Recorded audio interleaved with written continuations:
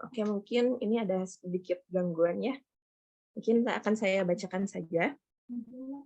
Eee, Kurikulum Vitae berna bernama Rofi Husniaini STHI MAG, tempat lahir Padang Panjang, Desember 1979, alamat Komplek Bumi Parahyangan Endah, Kabupaten Bandung, Ujung Berung, Bandung, nomor telepon 0813 2070 5688. Alamat email rofi.husniaini@umbandung.ac.id. Untuk riwayat pendidikan, beliau mendapatkan gelar Magister Agama Pasca Sarjana UIN Sunan Gunung Jati Bandung, Sarjana Teologi Islam pada Universitas Islam Bandung pada tahun 1999 sampai tahun 2003. Pengalaman organisasi, beliau pernah menjadi ketua 2 pimpinan wilayah Nahdlatul Aisyah Jabar, lalu anggota Majelis Pembina Kader PW Aisyah Jabar. Beliau pun pernah sebagai tim fasilitator bimbingan perkawinan Aisyah Jabar, lalu menjadi sekretaris LPPAIK UM Bandung pada tahun 2022 dan menjadi dosen prodi psikologi pada tahun 2016 hingga sekarang. Mata kuliah yang diampu beliau yaitu Al-Islam dan Kemuhammadiyahan, pengantar filsafat, Al-Quran dan ilmu jiwa atau psikologi Islam, dan psikologi agama.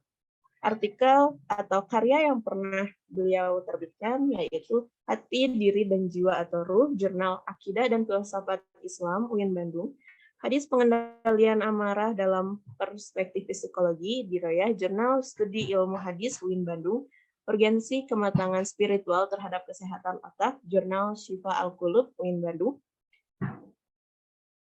Kebebasan dan Ketertarikan Berpikir Manusia Perspektif Teologi Modern, Jurnal RASI UM Bandung. Pengalaman kerja menjadi dosen UM Bandung dari tahun 2016 hingga sekarang. Baik, pemaparan materi akan disampaikan oleh narasumber selama 35 menit kepada Ibu Rofi Husnaini STHI MAG. Kami persilakan. Baik, terima kasih moderator ATMC. Assalamualaikum warahmatullahi wabarakatuh. Waalaikumsalam warahmatullahi wabarakatuh.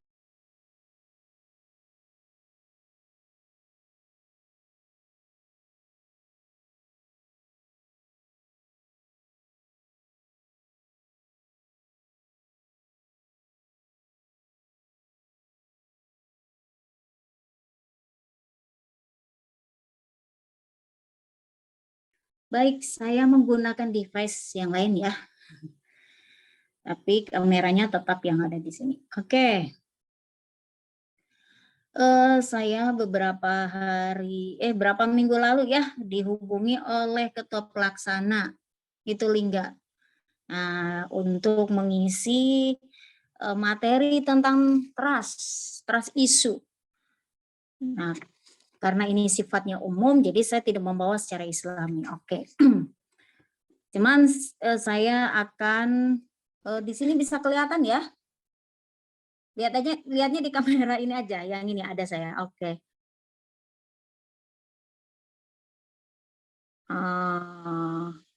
Sebentar. Ada masalah dengan audio ini saya. Baik. Setelah itu saya ada beberapa ini ya obrolan tik dengan beberapa panitia, terus membahas tentang Bu ini ada masalah le Bu, trust issue yang dimana teman-teman amat sangat dekat dengan lingkungannya. Oke, nggak bisa. Oke, apa itu trust issue? Oke, mohon maaf. Saya bisa share screen? Mudah-mudahan bisa ya. Keluar? Ada Ibu. Apakah Udah Bu, Ada, Bu. muncul. keluar ya? Nah, saya memakai beberapa device. Oke. Apa itu trust issue? Oke. Nah, dari Burken. Burken ini adalah seorang psikologi klinis. Dia awalnya memahami memahami tentang jiwa berangkat dari ketika dia menjadi seorang nutrisi, memberikan nutrisi kesehatan untuk orang-orang autis gitu ya. Nah, beliau menyebutkan terus trust issue itu adalah ketika atau apabila seseorang mengalami kesulitan percaya diri, kesulitan percaya kepada orang lain di luar diri dia, ya.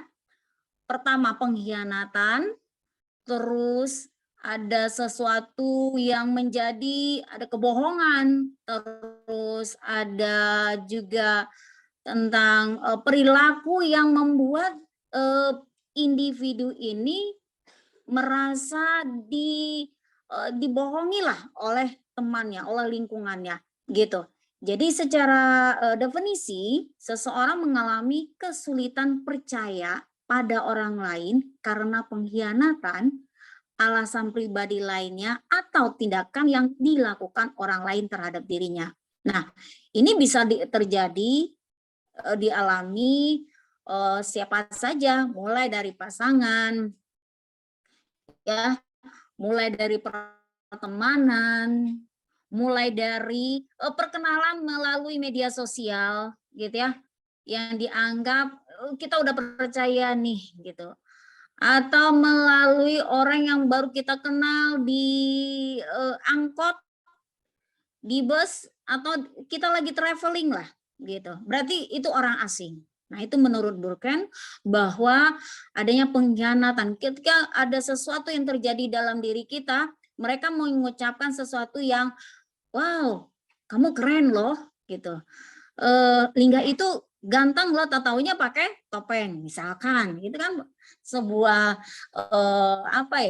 ada khianat, ada pembohongan di situ. Nah, menurut Erikson juga, dia juga psikolog ya, lebih kepada bahwa kepercayaan itu terjadi apabila rasa ketakutan dan pengkhianatan yang tidak dihargai. Nah, berarti bahwa trust issue itu adalah sesuatu kepercayaan, ya, suatu kepercayaan yang kita sudah berikan 100% kepada rekan relasi kita, teman sejawat kita, gitu ya, teman geng-geng ya, kongko-kongko kita di setiap kegiatan. Namun karena tidak ada penghargaan, kita tidak dihargai, kita tidak dihormati, kita tidak dianggap di dalam satu komunitas, satu kelompok itu, maka terjadilah ada rasa ketakutan, ada rasa kecemasan, ada rasa ketidakpercayaan diri pada diri sendiri. Gitu. Itu dia trust issue. Oke. Nah, ini dia. Ini saya mengambil dalam jika saya mempercayai seseorang, mereka akan melihat saya yang sebenarnya dan menolak saya. Moderator tahu nggak ini maksudnya apa? Jika saya mempercayai seseorang, mereka akan melihat saya yang sebenarnya dan menolak saya. Dia udah kenal kita, dia udah tahu kita, gitu kan? Tetapi karena kita nggak klik, ada sesuatu perkembangan akademik lah. Ini kayaknya si A ini kurang bagus dari segi apa namanya? Dari segi ya, dari segi akademik, segi pengetahuan dia kurang bagus deh. Tapi dia enak loh diajak ngobrol gitu. Ini gimana ya caranya? Udahlah, aku gak mau gitu. Dan kita. Berarti dia tidak bisa menerima kita. Atau saya tidak bisa menerima orang lingkungan saya. Seperti itu. Ada kata lain, kamu tidak bisa mempercayai siapapun. Kamu hanya bisa mengandalkan diri kamu sendiri. Itu bentuk rasa kepercayaan di lingkungan. Orang di luar diri kita sendiri. Gitu. Nah, ini adalah kalau menurut Freud, ya, ini psikis manusia ini terganggu sekali gitu. Dan sampai dia tidak bisa mempercayai diri dia, lingkungan dia, termasuk agama. Membedakan antara diri dengan agama.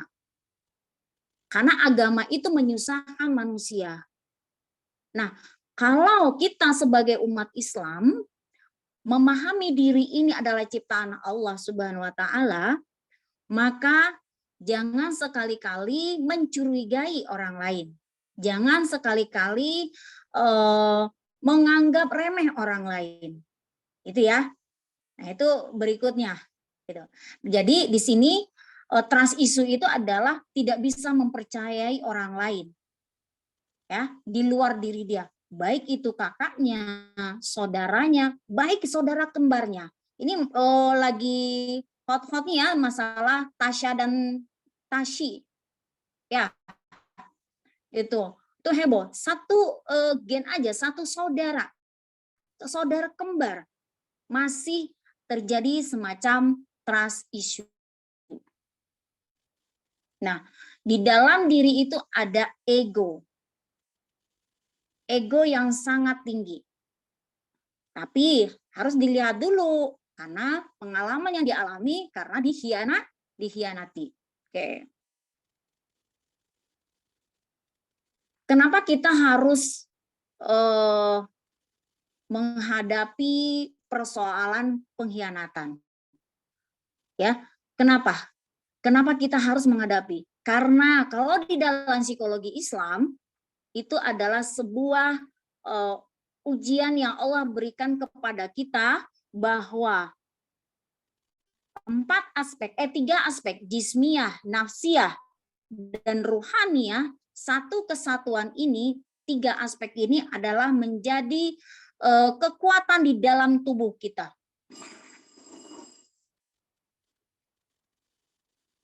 Bentar ya.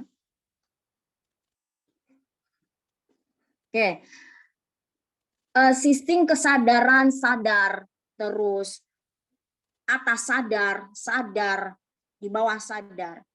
Nah, ketika kita mengalami sesuatu yang membuat diri kita menjadi tidak baik, maka itu adalah sesuatu gejala di dalam diri kita. Oke. Apa gejala itu? Selalu menghindari komitmen. Ya, selalu menghindari komitmen. Komitmen itu tidak bisa diikuti dengan baik.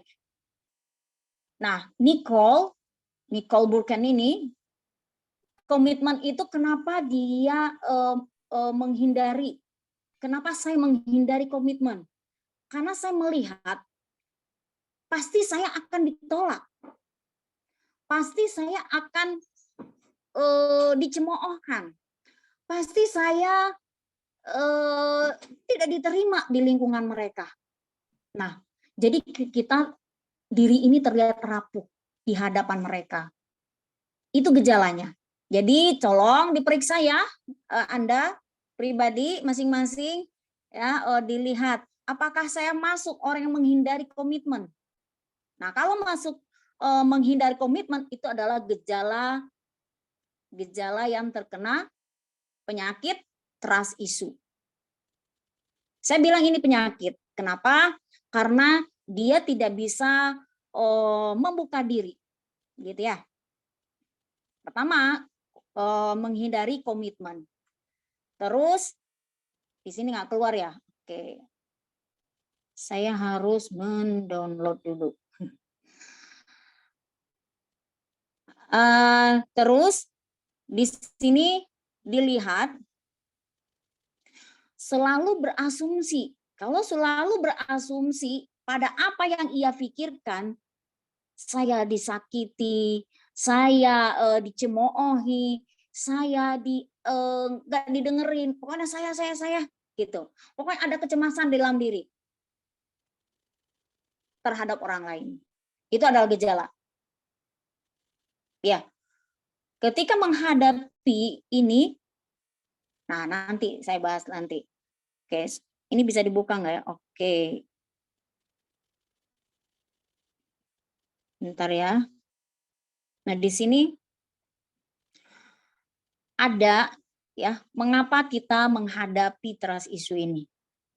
Oke.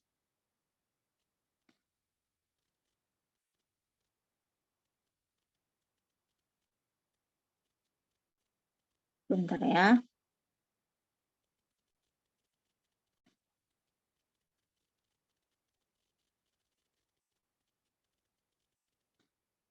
Nah, mengapa? Tadi ada gejalanya ya, tapi sekarang adanya pengkhianatan.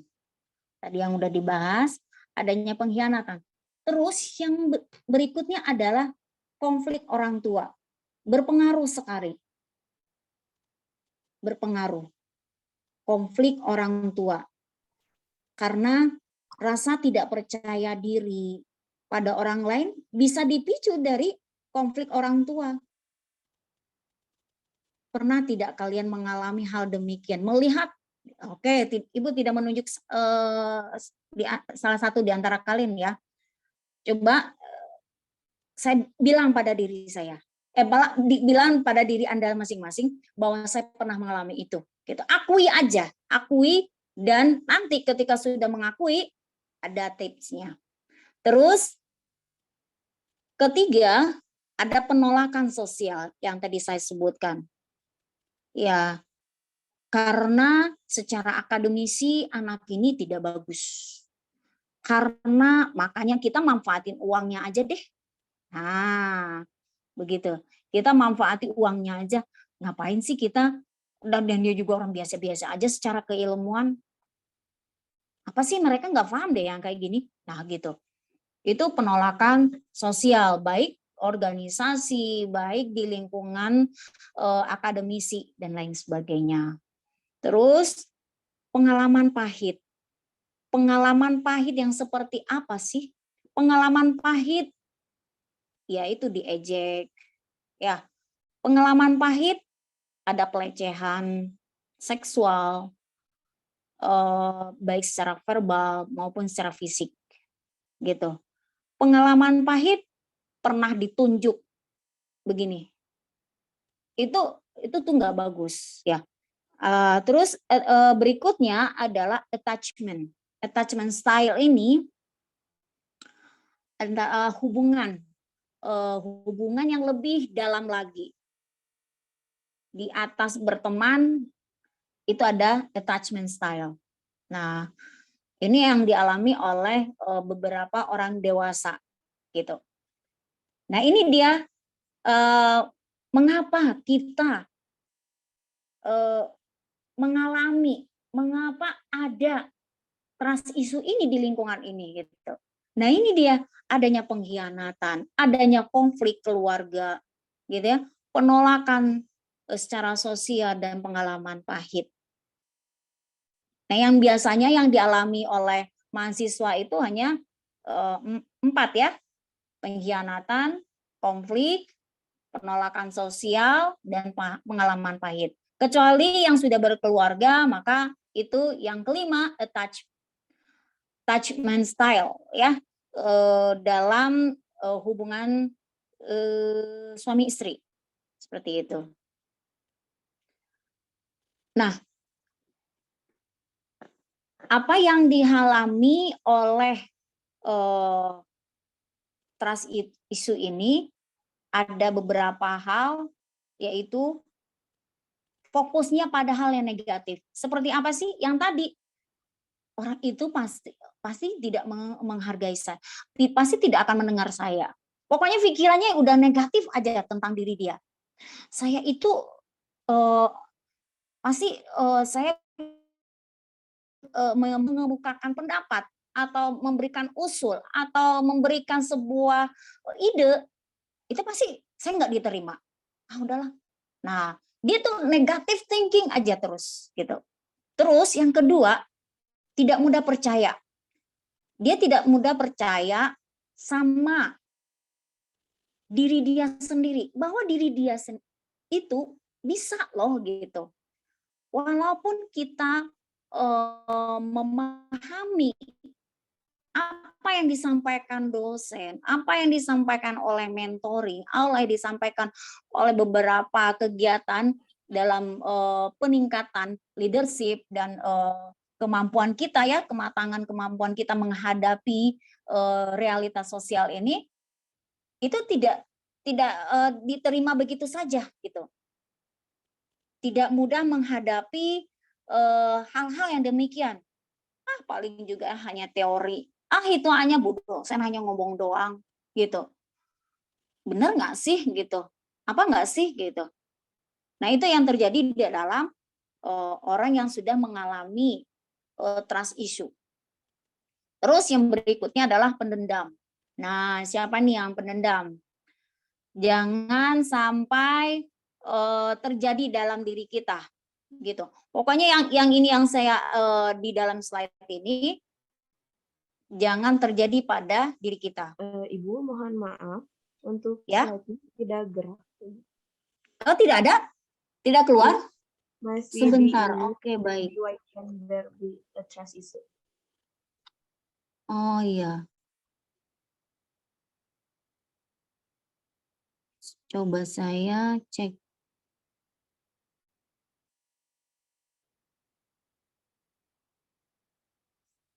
Kalau ini keluar? Sudah Ibu. Oke, berarti terima, moderatornya kebingungan ya, ini yang mana yang dilihat gitu ya. Oke, baik.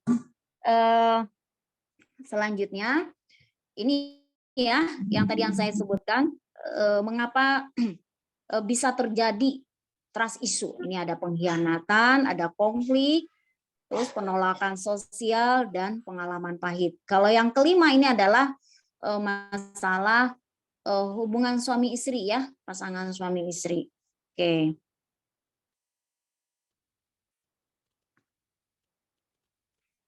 Ini enggak jalan. Ini jalan ya. Ya. Nah, ciri-ciri ini ya ciri-ciri orang yang mengalami trust issue. Yang pertama, fokus pada hal negatif, tidak mudah percaya sama orang lain, sekalipun orang tuanya, pendendam, ya apapun yang dikatakan, wah pasti saya juga dibohongi seperti itu ya. Terus mudah cemburu, cemburunya secara kognitif, baik secara kognitif, emosi, dan perilaku. Oke. Secara pemikiran, pasti dia saya mah begini-begini. Yang ada di pikiran, oh ya saya pasti digini-gini. Kalau secara emosi, ada marah dan segala macam. Perilaku, kayak semacam, kita lagi misalnya orang yang mengalami trust issue itu gini, ada satu kelompok yang ngobrol, terus tiba-tiba kita datang. Terus satu kelompok itu pergi. Nah ini dia. Di sini ya. Begitu. Terus sulit berkomitmen. Berikutnya sulit berkomitmen. Mereka yang sulit berkomitmen kenapa? Karena sudah mengalami trust issue.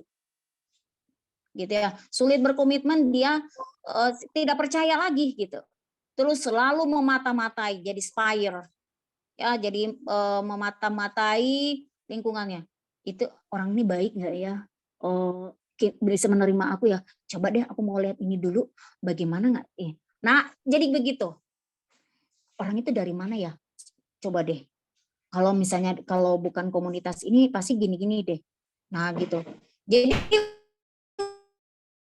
udah bermain dengan mindsetnya sendiri. Terus rasa takut ditinggal. Rasa takut ditinggal daripada di ini dimanapun ya, baik di S1, S2, terus di lingkungan organisasi, ini pasti rasa takut ditinggal. Itu rasa takut ditinggal karena mereka dirinya ingin diaku gitu lah. Nah, ingin diaku supaya saya bisa menerima hal-hal yang apa yang ia sampaikan kepada saya gitu. Pokoknya dia makan bulat-bulat, baik orang itu mau percaya atau tidak gitu. Pokoknya hal kayak sama pacar juga, udah rasa percaya, udah cinta gitu ya. Walaupun kita tahu love itu buta ya, cinta itu udah buta karena nggak semua apa namanya, dalam masa pacaran itu tidak semuanya indah. Tidak semuanya kalian anggap pacaran itu indah. Itu bohong, bohong semua ya. Nggak ada yang benar itu. Ya, yang benar itu adalah cinta kepada Allah. Itu ya. Oke. Kalau kali ini ya, terus berikutnya penyendiri. Menyendiri, terus sulit memiliki hubungan serius gitu. Ada kecurigaan. Nah, ini dia ciri-ciri. Ciri-ciri orang yang mengalami trust issue. Ya, coba dikoreksi.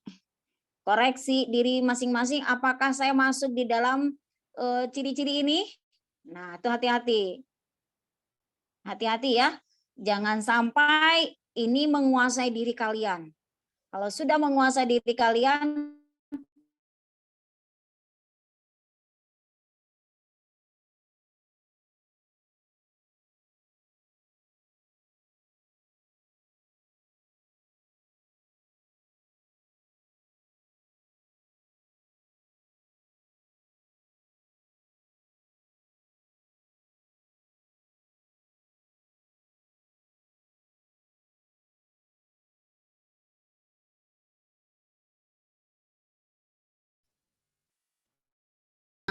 itu bangun kepercayaan. Bangun kepercayaan. Oke.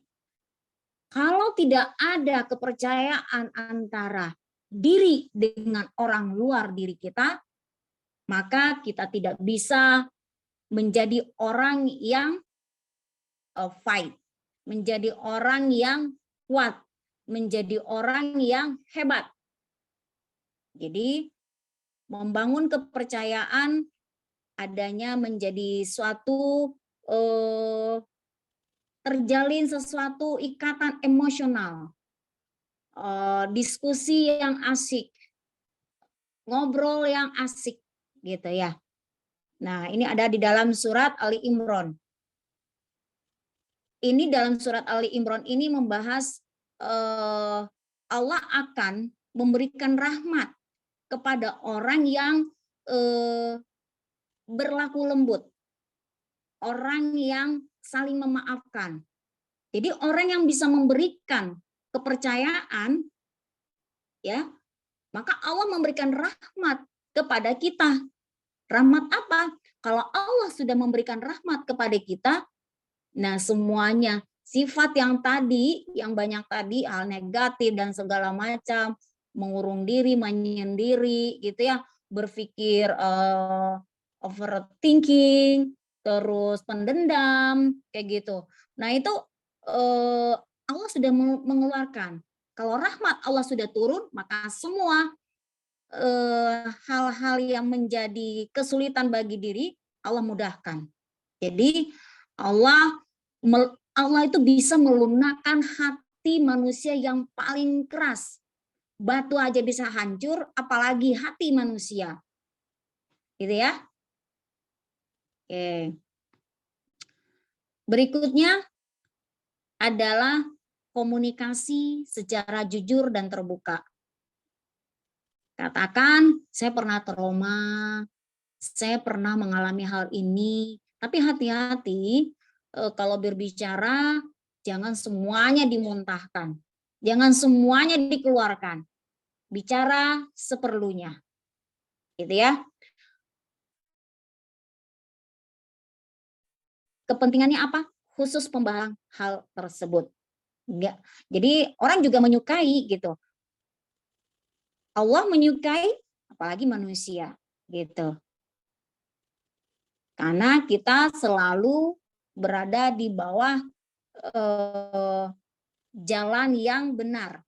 Kita menjalinkan sebuah hubungan antara saudara kita, baik itu yang beda agama. Nah, di UM Bandung kan banyak, ada beberapa ya yang bukan Islam gitu. Tapi kita jalin komunikasi, ada kejujuran, keterbukaan, jujur dalam arti bukan untuk menikam, tetapi jujur untuk menjaga komunikasi antara diri kita dengan orang lain. Seperti itu. Gitu ya. Nah, dalam diri kita harus dibangun. Oh ya, saya harus terbuka. Saya harus jujur. Saya terbuka, kalau saya bilang tidak suka, sampaikan dengan perkataan yang baik, yang lembut. Kalau orang itu keras, sesuaikan dengan kebiasaan orang itu. Jadi ketika ketemu dengan orang yang keras, orang yang bicaranya agak tarik seperti orang seberang, misalkan orang Ambon, orang Batak, itu jangan pakai bahasa ya, pakai intonasi yang lunak. Bagi mereka nggak bahasa dengan suara yang lantang. Nah, jadi ngomongnya kan orang Medan, yang satu Ambon, satu Mati, itu di kok terianya gitu. Orang, jadi kita bisa masuk. Oh iya, orang itu kalau bicara seperti ini. Oh iya, orang ini bicara seperti ini. Berarti saya masuk sebelah sini. Gitu ya, teman-teman. Oke. Berikutnya adalah ya cara mengatasi trust-nya itu jangan memaksakan diri. Kalau kita nggak mau, ya udah gitu. Tapi kita bukan berarti kita tidak berusaha, karena Allah senang dengan hambanya yang berusaha, orang yang bekerja keras. Itu Mujadalah. Mujadalah ayat 11. Orang yang bekerja keras, orang yang selalu dalam berpengetahuan tinggi. Gitu. Itu harus diperhatikan. Jangan memaksakan diri itu apabila kita berteman dengan orang, terus orang yang nggak mau, ya sudah, kita terima. Jangan memaksa diri, orang itu harus menerima kita. Jangan merasa orang itu kita ditinggal oleh mereka. Cari yang lain, gitu ya. Jalin komunikasi itu juga di bagian. Jadi masukkan, yakinkan pada diri bahwa saya bisa. Karena siapa lagi kalau yang bisa mempercayai diri saya kalau bukan diri saya. Nah, begitu pula membangun komunikasi di dalam keluarga sama orang tua. Pasti kalian merasa ada beberapa ya merasakan adanya perbandingan. Itu bukan membandingkan antara anak pertama dengan anak yang terakhir dengan anak, bukan. Itu adalah kelemahan orang tua dalam mendidik. Bukan berarti kita melemahkan atau mengurangi atau ini ya, tetapi kita menghargai orang tua kita. Mungkin energinya sudah terkuras ketika sudah mengurus rumah, sudah mengurus persiapan kita ke sekolah dan lain sebagainya gitu. Jadi intinya jangan memaksakan diri orang bisa memahami kita. Gitu ya. Jangan memaksakan diri orang bisa percaya sama kita. Udah terima. Mau percaya mau tidak, monggo. Silakan. Gitu. Kita tidak perlu memaksakan karena dalam agama Islam juga tidak ada pemaksaan. Gitu. Pelan-pelan tapi pasti. Gitu. Oke. Nah,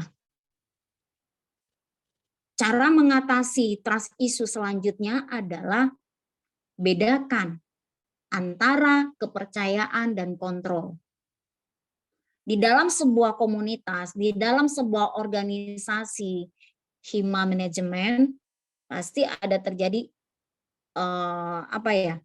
terjadi hal-hal ini ya. Kita udah percaya, terus kita kontrol, nggak kan kita ingatkan kontrol itu manusia itu jadi kontrol. Manusia itu punya akal dan pikiran, punya nafsu. Oke, ingat ya, dalam surat Al-Insyirah, Allah menitipkan kepada tubuh ini, tubuh manusia, 2 jiwa, jiwa baik dan jiwa buruk. Bagaimana kita bisa mengontrol? Ya, makanya kita harus bisa membedakan mana kepercayaan dan kontrol. Ya, membedakan antara kepercayaan dan kontrol. Berikutnya, tolong diingatkan ya kalau kelewat. Hindari untuk memata-matai orang yang di sekitar kita. Benar nggak sih orang itu sudah percaya sama kita? Sih orang itu sih Lingga itu bicara seperti itu. Aku mau cari tahu gitu ya. Aku mau cari tahu, siapa tahu Lingga itu berbohong. Nggak usah, itu menyiksa, itu merusak cara berpikir kita, mematikan akal sehat kita, gitu. Coba beri motivasi pada diri kita, gitu ya. Hindari hal-hal yang bersifatnya spire, mengintip, mata-matai, apa ya, gitu. Ibu Helen benar nggak sih perhatian sama saya? Coba aku nanya sama yang lain, gitu. Mau nanya dulu sama Heni. Aku, ternyata nggak benar. Padahal orang itu sakit hati yang ada ya. Mau klarifikasi ke Bu Helen. Nggak mungkin juga karena Bu Helen nggak menyampaikan itu. Nah, lebih baik hindari itu ya. Itu biasanya bisikan-bisikan. Kalau dalam psikologi kan bisikan setan, nafsu yang ada. Ya, jiwa tidak baik. Itu nafsu. Itu membisikkan di telinga kita. Cari informasinya, barangkali aja ya itu pasti gitu. Tetapi kalau dalam psikologi biasa itu dia akan membahas tentang pemberian terapi, bisikan-bisikan itu dianggap bukan dari makhluk lain, tapi seyogyanya kita harus mengakui bahwa ada makhluk lain selain manusia. Gitu. Nah, bisikan-bisikan itu ya mulai bisanya dari makhluk lain. Kita bisa merasakan. Bagi yang peka masih akan bisa. Kalau bagi yang peka, katakan pada diri, buang poin tak penting. Itu bukan urusan saya. Dia tidak akan mengganggu. Itu kata kuncinya. Ya, silakan dicoba. Insya Allah mujarab. Oke ya. Yang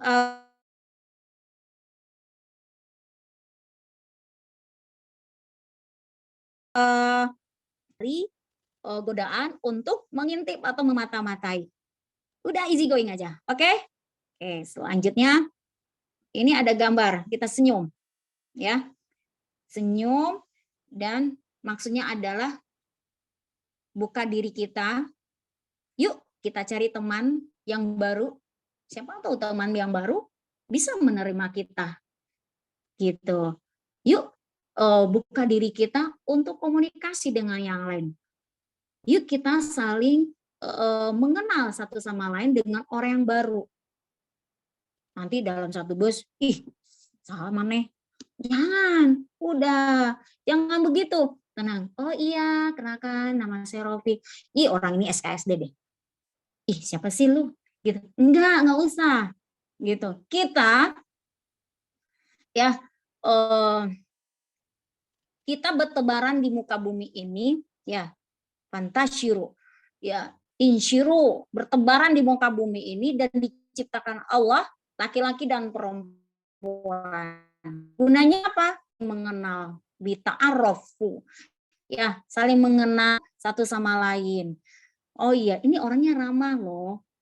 Masya Allah, ini orangnya baik, komunikasinya santun, dan orangnya attitude-nya juga sopan, gitu. Jadi jangan terlalu terfokus pada negative thinking. Buka diri kita, berikan diri kita mencari sesuatu untuk mengenal orang lain, gitu. Orang baru, kalau di kampusnya tidak asik, nggak mungkin dong satu kampus tidak asik semua. Misalkan di manajemen nggak asik, nggak mungkin juga semuanya nggak asik gitu. Jadi hal yang baru ini, orang baru ini ada di lingkungan kita juga sebenarnya, tetapi apa sih yang baru? Mungkin dia sudah berubah, maka terimalah dia. Begitu. Gitu ya. Terus kita harus melakukan refleksi. Refleksi. Ini ada gambar, kita melihat di kaca, kita siapa sih diri kita? Kenapa sih saya itu begitu keras seperti batu? Batu aja bisa dihancurkan oleh tetes air, ya. Siapa sih diri aku sebenarnya gitu? Mengapa aku sekeras ini tidak bisa menerima sesuatu di luar diri aku? Nah, coba direfleksi, tenangkan pikirannya seperti apa, maka akan menjadi sesuatu yang apa ya, seperti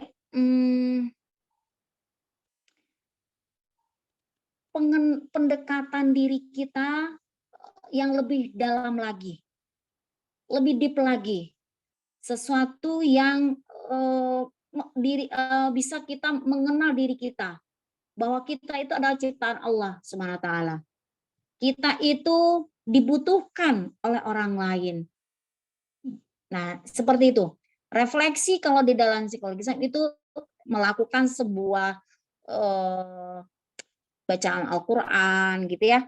Terus dengan berzikir, zikir mengingat Allah. Terus kalau di dalam agama lain ya seperti apa yoga gitu, dia memakai musik yang dimana menenangkan pikiran dia. Nah kalau dalam agama Islam itu zikir dengan melakukan sholat, dengan melakukan membaca Al-Quran, ya itu refleksi itulah menenangkan diri, ya. Jangan juga kita umat Islam ya beragama Islam tapi melakukan seperti agama lain. Bisa jadi itu dibolehkan, tetapi bacaan-bacaan di dalam apa semacam kegiatan hal-hal yang sifatnya misalnya kita duduk tenang, meditasi gitu ya, terus kayak semacam yoga kayak gitu. Kita masukkan kalimat-kalimat Allah seperti itu. Maka insya Allah dengan orang menyukai kita, dengan orang gitu, orang senang dengan kita karena kita sudah melakukan refleksi diri, mendekatkan diri juga kepada Allah. Allah membuka karena kita terbuka, gitu ya. Nah, ini yang terakhir terapi. Terapi itu kita bisa kerjasama kalau di kampus UNB itu kita bisa terapi dengan kriya ya. Kemarin saya bukan kemarin ya, beberapa tahun lalu sebelum COVID itu orang-orang autis itu bisa disembuhkan dengan melihat warna apa yang ia sukai gitu. Begitu pula kalau di ini ya di psikologi juga itu ya ada. Nah, dilihat apa yang bisa disenangi oleh diri ini. Fokuskan, tapi harus membuka diri juga gitu.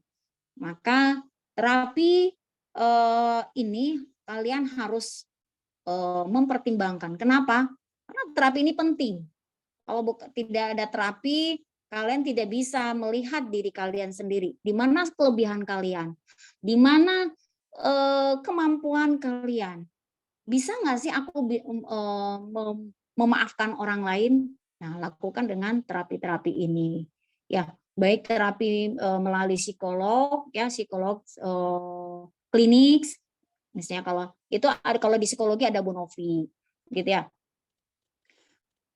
Dan kalau saya lebih kepada mind healing terapi. Jadi bagaimana kita mengontrol, bukan mengontrol, mengarahkan alam pikir kita ini kepada sesuatu yang positif gitu.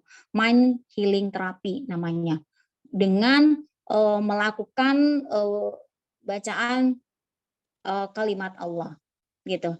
Atas izin Engkau ya Allah, buangkanlah energi negatif dalam tubuhku, pikiranku, mataku, dan semua organ yang ada di tubuhku ini agar lebih mendekatkan diri kepada Allah. Ketika kita mendekatkan diri kepada Allah, sesuatu hal-hal yang positif akan mendekat dengan segera gitu. Jadi terapi itu ada macamnya ya. Kalau ini misalkan yang dialami sudah berat, maka itu melalui pengobatan, minum obat khusus. Nah itu harus pergi ke psikoterapi. Ada deh, kalau Ibu masih bahan di dasarnya psikoterapi. Nanti dari psikoterapi nanti dia akan diarahkan selain minum obat juga diterapi pelan-pelan, diarahkan emosinya ya, terus pikirannya nanti akan kelihatan, akan muncul dari kelihatanlah dari perilakunya, sikapnya akan kelihatan berubah. Nah seperti itu. Oke, terapi ini jangan dihindari, tapi jangan pula harus sedikit-sedikit pusing gitu ya, harus diterapi. Terapinya kalau yang sedikit hal yang ringan-ringan langsung aja ambil air wudhu, tenangkan dengan sholat sunnah 2 rakaat. Lebih mudah. Oke? Nah ini dia. Yang terakhir dalam surah Al-A'raf, khuzil afwa wa'mur bil urfi wa'rid anil jahilin. Jadi jadilah engkau pemaaf, menyuruh kepada kebaikan, berpalinglah dari orang-orang bodoh. Begitu sebagai penutup dari saya. Terima kasih moderator. Baik, terima kasih Bu Rofi atas pemaparan materi yang telah dipaparkan. Dari sini saya dapat menyimpulkan jika trust issue itu dapat dialami oleh semua orang ya Bu. Mungkin mahasiswa sendiri bisa jadi orang tua pun masih bisa mengalami suatu trust issue, tapi kita bisa mengatasi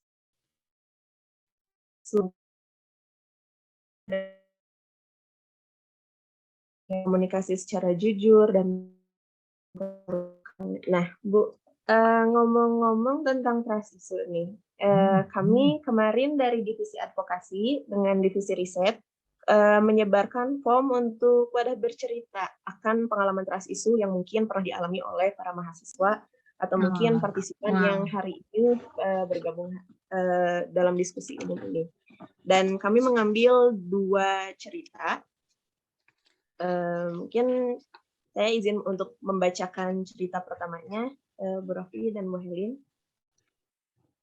Untuk cerita pertamanya, saya mengalami trust issue setelah menjalin hubungan atau entah karena usiaku masih terlalu muda dan emosiku tidak stabil, tapi menurutku pengkhianatan oleh seseorang yang cukup itu berdampak meski kejadian terjadi, tapi tetap saja sampai saat ini aku menjadi kesulitan percaya terhadap seseorang, apalagi romance. Bahkan saat itu aku berpikir setiap hubungan akan berakhir mengecewakan dan memiliki hubungan dengan siapapun sampai nanti dewasa. Hingga saat ini aku mengalami terawan, aku menyembuhkan diri sendiri, namun tetap berat. Semangat untuk kita yang mengalami trust issue. Nah, dari sini mungkin trust dalam konteks hubungan ya, Bu. Saya ingin menanyakan, mungkin pertama dari pendapat Bu Rofi dulu, atas cerita ini bagaimana menurut Bu? Oke, ini udah mohon izin ya Bu Helin. Udah terlalu dalam ya, dia apa ya? Kalau ini deep psikologinya udah kena banget. Ini harus dibantu di muka bumi. Rasulullah aja sering dikhianati, memaafkan, gitu ya. Rasulullah aja bisa memaafkan, sebagai umat juga harusnya bisa mencontohkan hal demikian gitu. Oke, bukan penanya aja yang pernah melakukan dikhianati, mengalami hal demikian,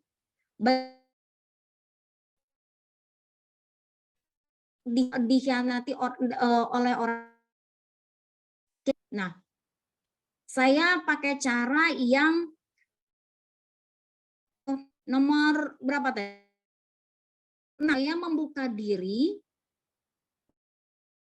mencari untuk supaya ada apa ya, motivasi dari lingkungan yang baru itu. Nah, jangan memikirkan hal-hal yang merusak cara berpikir kita. Jangan memikirkan akhirnya kita bisa menjadi gemuk, bisa jadi kita punya pendalam yang lebih berat. Paru berpengaruh, penyakit lambung juga berpengaruh. Berawal dari pikiran. Nah, itu harus hati terapinya. Jadi orang penyakit jantung bukan berarti dia merasa dari penyakit jantung. Enggak. Ini pergaulannya gitu. Jadi bukalah diri, ya, buka diri untuk bisa berkenalan dengan orang baru. Jangan menutup diri, karena overthinking itu akibatnya adalah stres dan depresi. Ya, stres dan depresi.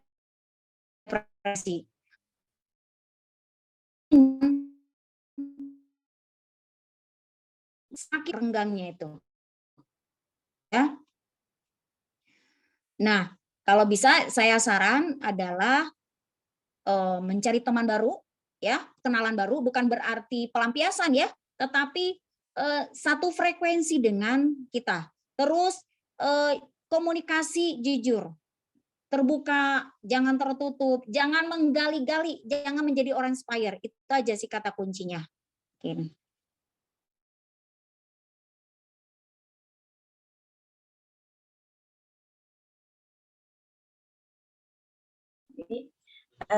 Nah, mungkin saya juga ingin mendengarkan untuk cerita pertama ini. Kalau menurut Bu Helin sendiri, bagaimana ya, Bu? Terima kasih ya, Mbak. Assalamualaikum Bu Rofi, punten ya, bukan kompetensi saya sebetulnya untuk memaparkan mengenai trust issue ini, cuman mungkin saya di sini mewakili sebagai dosen wali, ya, jadi saya mewakili ya kalau bahasanya curhatan mahasiswa gitu ya dari tahun-tahun lamanya. Jadi tadi mungkin yang tadi bertanya ada di sini ya, tapi kan nggak di-mention juga siapa. Ini kan sebetulnya ini masalah yang klasik terjadi ya. Jadi klasik terjadi itu artinya itu masalahnya bukan hanya masalah di mahasiswa sebetulnya gitu ya. Waalaikumsalam warahmatullahi wabarakatuh. Jadi masalahnya itu, mohon maaf anak saya baru datang ya. Jadi masalahnya itu mungkin dari SMP sebetulnya gitu ya. Jadi, kok hanya gitu sih gitu kan, kita baru masuk nih kuliah. Ya mungkin sebetulnya problema gitu, tapi ya masalahnya kadang suka tidak bisa terkontrol ya kalau perasaan-perasaan seperti itu. Jadi satu saja gitu ya. Apalagi yang bertanya mungkin usianya masih 20-an, kalau kita Bu Rofi udah lebih banget ya dari 20-an. Gitu ya. Jadi usia ini mungkin belasan juga ya. Ini ya walau alam ya, tapi kalau kita melihat dari timeline manusia, jalan kalian tuh masih panjang banget ya. Gitu. Jadi step-stepnya itu masih banyak yang harus dilakukan. Jadi pertama yang Bu Rofi bilang tadi, maafkan aja deh gitu ya. Emang pika sebelin orangnya, udah lupakan. Kamu pika sebelin, aku tidak. Aku memaafkan kamu, terserah gitu. Kalau menurut saya satu itu. Karena dengan memaafkan, itu healing untuk kita sendiri. Bukan buat dia loh, maafin itu. Buat kita. Terus yang kedua, tadi. Anak 18 tahun, 20 gitu ya. Hobinya masih banyak. Kalau kami, rentan hobi kami sudah berkurang. Kita nggak bisa punya hobi maraton 10 kilo dalam sehari. Udah susah, capek, badan sakit. Tapi kalian masih bisa punya hobi lari, hobi sepeda, ya. Itu hal-hal yang secara fisik itu masih bisa dilakukan. Dan percayalah, ketika kalian punya hobi, itu semua akan apa ya? Ya hal-hal kayak gitu bukan terdistrak ya, cuman akan berubah lah. Jadi hal-hal kayak gitu tuh bagaimana kan kalau kita misalnya gini, kita suka sama orang nih. Mau tidak mau, itu kita ada pelengketan sama orang itu. Ya enggak. Orang itu enggak kelihatan dari mata, dicari. Enggak nge-WA 2 menit aja. WA, kamu lagi apa? Kan? Capek deh gitu ya. Jadi ketika kita punya hobi, eksplor hobi kita. Mikir, Bu, tapi saya emang nggak punya hobi. Nggak mungkin. Mungkin belum ketemu hobinya. Siapa tahu Anda itu hobinya menjahit. Menjahit nggak harus perempuan ya, laki juga banyak, tailor kan, namanya juga tailor, bisa laki-laki. Hobi memasak, kemarin dikasih waktu sama Allah 2 tahun Anda PJJ, ngapain aja di rumah? Oh sebel banget sih PJJ, zoom terus, lihat Bu Helin terus kayak gitu, terus atasnya rapi, bawahnya enggak gitu ya, kalau lagi zoom gitu kan ya. Kan 2 tahun itu kalian bisa explore segala sesuatu, explore itu nggak harus di luar. Nah sekarang kan udah bisa nih hybrid ya, kita udah mulai keluar ya, carilah olahraga kayak, jadi itu semuanya bisa mengalihkan. Kemudian tadi betul Bu Rofi bilang, circle kita jangan cuma di lingkaran kecil aja ya. Circle kita harus sebesar-besar. Kenapa? Semakin nanti kita punya usia yang makin apa ya, makin tua lah ya, circle itu sedikit demi sedikit akan apa ya,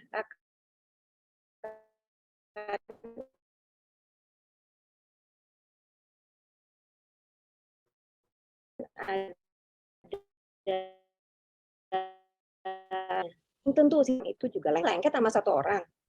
Si A dilengketin banyak orang, males nggak sih? Jadi seperlunya aja. Boleh senang, senang ya, cakep gitu. Ya bolehlah ya Bu ya, sekali-sekali, tapi jangan dipandang 5 kali gitu ya. Sekali-sekali itu wajar gitu ya. Tapi jangan sampai Anda jadi tergantung. Jadilah pribadi yang mandiri. Nggak usah terlalu banget, nggak usah. Tapi jadilah pribadi yang mandiri dan percaya diri. Kalau Anda percaya diri, Anda nggak butuh yang atau perempuan yang flawless gitu ya. Dan yang terakhir mungkin satu Bu ya, ya pahamilah bahwa karakter perempuan dan laki-laki itu berbeda. Jadi ketika di usia generasi Z dan generasi milenial ini, laki-laki itu nggak suka diikat. Jadi kalau Anda selalu nempel gitu ya, itulah. Anda bayangkan. Nggak ada yang lain. Gimana ya ditempelin terus, aduh gitu. Jadi Anda bayangkan, kadang-kadang ya mungkin si ceweknya, ya please lah, carilah kegiatan yang bermanfaat. Mungkin saya nggak tahu siapa yang nanya ya, mungkin kata-kata saya juga tidak berbasis kepada tidak berbasis kepada keilmuan seperti Bu Rofi gitu ya, cuman mungkin ini adalah pengalaman-pengalaman teman-teman Anda gitu. Ya, saya mohon maaf jika sudah menyinggung, tapi insya Allah tidak ada niatan buruk. Itu saya, terima kasih. Punten ya Bu Rofi, takut saya salah menyampaikan, tolong dikoreksi. Enggak, udah. Praktisi lebih bagus. Baik, Bu Helin, terima kasih atas tanggapannya. Sebelum kita masuk ke sesi tanya jawab, mungkin saya akan membacakan satu cerita lagi dari mahasiswa atau dari partisipan yang kemudian hari ini. Ceritanya adalah saya pernah mengalami trust issue. Saya jadi sulit untuk percaya kepada orang lain ketika orang lain melakukan hal kebaikan, tapi saya selalu tidak percaya atas kebaikannya. Hal ini terjadi karena sebelumnya saya pernah melakukan hal kebaikan kepada seseorang tetapi tidak dihargai, melainkan dicurangi. Baik, mungkin tanggapan dari Bu Helin atas cerita ini bagaimana ini? Oh, saya dulu ya. Aduh, saya jadi deg-degan nih. Oke. Saya nggak tahu ya, cuman terkadang banyak sekali ya orang yang sudah berbuat baik, tapi ternyata kok dibalasnya air tuba ya, kalau udah masih air susu enak dibalas. Satu aja sih sebenarnya ya. Kembali lagi, kita berbuat baik itu untuk apa sih? Pengen feedback atau pengen reward atau karena ya ridho aja. Itu aja sih ya. Jadi kalau memang saya pengen baik sama orang gitu ya, kalau pengen dibales ya harus siap-siap kecewa karena tidak boleh bergantung gitu. Ya biarin aja lah, orang kita mau baik, orang mau balas nggak baik, mau balas apa, ya, that's not our business gitu istilahnya ya. Jadi kalau sudah kitanya mengazamkan diri baik ini untuk siapa, percayalah gitu ya, ketika kita selalu positive thinking, aku udah baik nih, aku baik untuk siapa, oh iya ya, aku tuh baik karena memang aku pengen baik, aku pengen misalnya dapat pahala gitu. Ya sudah, berpikirnya soon later nanti Allah juga kasih reward itu. Gak usah berharap ke manusia lah. Manusia teman kalian dan kalian tuh sama semuanya. Jadi nggak usah berharap oh si ini tuh nanti saya bisa menggantungkan diri. Enggak ada. Semua masing-masing manusia itu punya kelemahan. Tapi ya satu, jangan buka-buka kelemahan teman lah. Cukup kita aja yang keep. Jadi ya kalau baik ya sudah satu aja. Ridho nanti dapat reward. Nah, kalau misalnya Bu gimana terus ya saya nggak tahu ya karena ini kan ceritanya sepenggal. Cuman mungkin Bu Rofi lebih tahu ya ketika kita selalu berpikir kok ini kayaknya begini terus ya, kok kayak aku selalu dizolimi, waspada apakah kita ada tendensi paranoid gitu ya Bu ya, waspada ke situ. Jadi mungkin kalau sudah ada tendensi ke situ ya harus sama ekspon gitu ya, Mr. X atau Miss X itu yang nanya ya. Ya Hilda udah ya. Baik Ibu. Jadi baik. Mungkin tanggapan dari Bu Rofi bagaimana ya? Nah, baik, terima kasih. Saya ingat dalam satu ayat, berbuat baiklah, sesungguhnya Allah menyukai kepada orang yang berbuat baik. Itu kata kuncinya. Kalau kita memikirkan balasan sesuatu yang tidak ada hasilnya, itu yang saya bilang kita yang stres, kita yang menjadi depresi. Jadi mental sehat imbasnya nanti kepada ibadah. Mental kita tidak sehat, hubungan menjadi renggang. Mental tidak sehat, nah jadi banyak kesananya berpengaruh. Jadi intinya jangan berbuat baiklah sebanyak-banyaknya, jangan menginginkan imbalan dari manusia. Gitu ya. Kalau kita menginginkan imbalan dari manusia, apa bedanya kita dengan makhluk jin? Jin itu minta sesuatu kepada makhluknya, sesamanya, gitu. Jadi bukan minta kepada Allah, kita mintanya pada Allah. Bagi yang beriman mintanya kepada Allah. Oke. Kata kuncinya adalah be yourself, dan kamu harus menjadi diri kamu, menjadi orang yang terbaik di antara yang baik. Oke? Gitu. Jangan menyulitkan diri. Kalau menyulitkan diri, kita tidak akan bisa berkembang. Kalau kita menyulitkan diri, kita tidak menjadi orang yang terbuka. Maka diri kita menjadi tertutup, kita tidak berkembang secara pengetahuan, secara sosial. Nah, dalam Islam itu kita harus bermuamalah. Muamalah itu hidup di lingkungan bermasyarakat sosial, gitu ya, humanity. Oke, pengalaman pahit, terus sesuatu yang terjadi dalam diri kita. So, hidup ini dibawa enjoy aja. Ya, life ya. Karena kalau kita tidak enjoy, urat-urat ini bisa-bisa jadi stroke kalian. Yang mulai buah kemarin pesonamu ternyata banyak, ini pengalaman ini ya, sedikit berbagi. Ternyata anak maba itu udah penyakitnya penyakit orang tua semua. Karena terlalu difikirkan apa kata orang, terlalu difikirkan kenapa orang itu mengkhianati aku, kenapa orang itu begini. Jadi kenapa, udah, kalian anak-anak manajemen buang itu hal-hal yang apalagi yang penanya tadi ya, buang semua hal-hal yang negatif, tarik energi positif, karena energi positif membawa kamu sehat, cara pikir dan hatinya, kolbunya jadi sehat. Semangat ya untuk memperbaiki diri. Baik, terima kasih Ibu atas pendapatnya.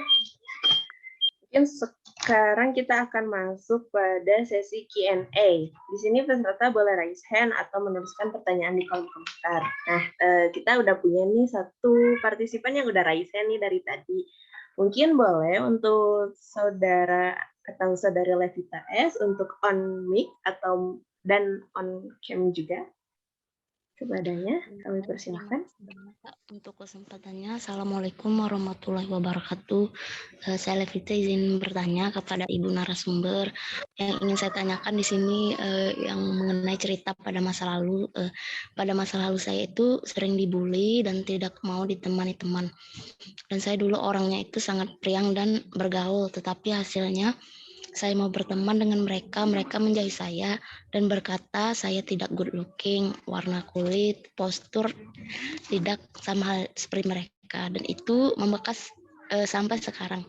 Dan saya juga tidak pede tentang penampilan, dan saya tidak mau menjalin pertemanan dan bersosialisasi berlebihan karena saya takut orang membuli saya. Terkadang membuat tugas sekolah dalam bentuk video, saya juga tidak pede.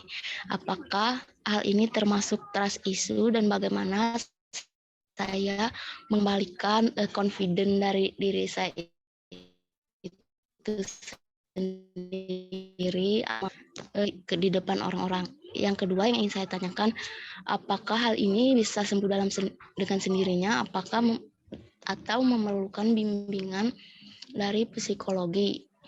Dan untuk yang ketiga, antara introvert dan extrovert yang mengalami trust issue ini lebih berpotensi yang mana, Bu? Terima kasih. Baik, terima kasih Saudara Levita. Mungkin kita akan mulai dulu dari pendapat Bu Helin. Bagaimana mungkin Ibu pendapat Bu Helin atas pertanyaan yang diajukan oleh Saudara Levita? Ya, selamat siang. Assalamualaikum Levita. Waalaikumsalam. Kenapa tidak on cam Levita? Saya sedikit terkendala jaringan Ibu di sini. Ya. Ya, ini saya tidak menjudging siapapun. Cuman Ini masalah yang apa ya?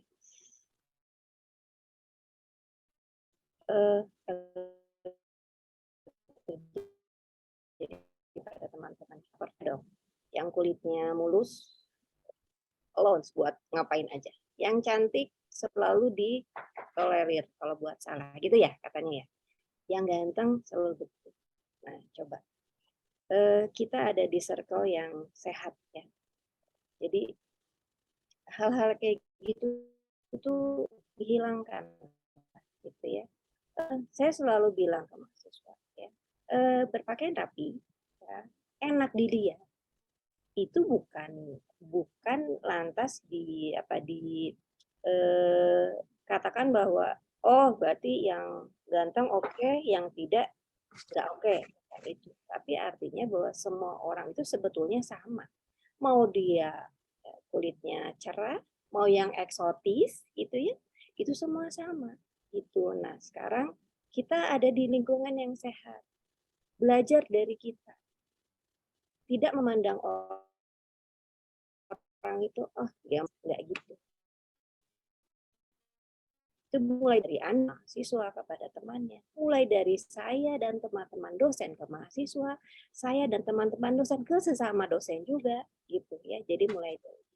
Jadi sebenarnya Levita ya, saya selalu beranggapan begini. Ini saya mau cerita sedikit, Bu Rofi, Putar, saya mau pengalaman saya. Boleh, Bu, boleh. Saya tuh SMP, SMA mungkin ya. Jadi pengalaman saya adalah, saya suka penasaran dari jadi bukan penasaran, saya suka nggak habis pikir. Kenapa? Waktu saya SMP SMA, saya selalu digenjat sama kakak kelas, gitu ya. Saya mikir kenapa? Ya kalau sekarang kan dibully mungkin. Kalau saya dulu namanya digenjat. Kenapa saya digenjat? Terus saya mikir gitu. Saya salah apa sih? Salah aja enggak. Ternyata setelah diselidiki ada satu saja, gitu ya. Kesalahan saya adalah mereka sebetulnya ada beberapa yang ingin dekat, satu itu. Yang kedua adalah satu faktor lagi, envy. Ya, saya nggak bilang dia envy dengan kita. Kok bisa sih? Gitu. Karena kita tidak, kadang-kadang kalau kita nggak tahu ya potensi kita sebetulnya apa sih? Coba saya tanya, sebutkan 5 potensi, bingung. 5 menit baru bisa jawab. Tapi kalau disuruh sebutkan 10 kelemahan, wah, deredet kelemahannya gitu ya. Jadi kadang-kadang kita nggak tahu potensi apa. Itu yang membuat orang menjadi envy sama kita. Jadi menurut saya, Levita ya, kamu tuh oke loh. Yang nggak oke siapa? Yang nggak oke adalah circle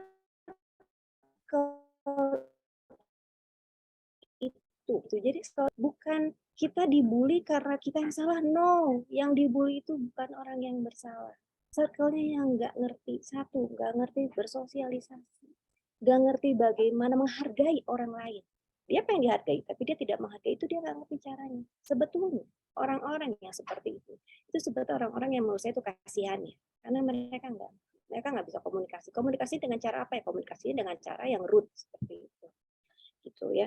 Kemudian saya menemukan jadi beberapa anak itu di UM Bandung dan non UM Bandung gitu ya, itu hasil proses itu akhirnya mereka bisa survive.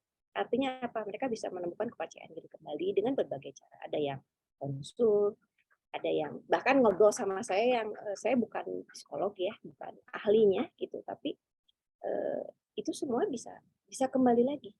Bisa kembali seperti. Jadi nggak usah takut Evita. Ini hal-hal yang apa ya? Hal-hal berkomunikasi dengan orang yang kamu percayai gitu. Meskipun tadi Evita bilang kayaknya aku kurang percaya sama orang, percaya di dunia ini dari 40 juta orang. Mungkin ada 1, 2, 3, 4, 5 sampai dengan sekian itu orang yang masih baik gitu ya dan masih mau mendengarkan cerita.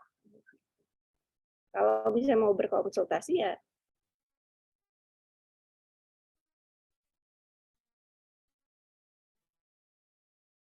oke, kita ketemu ya, kita ngobrol gitu. Menurut saya sih itu apa? Jadi tetap semangat ya Levita ya. Nah, untuk masalah ekstrovert introvert silakan Bu Rofi saja yang jawab. Takut salah saya. Mangga Bu. Baik, mungkin selanjutnya tanggapan dari Bu Rofi ya mengenai pertanyaan dari Levita. Silahkan Bu Rofi.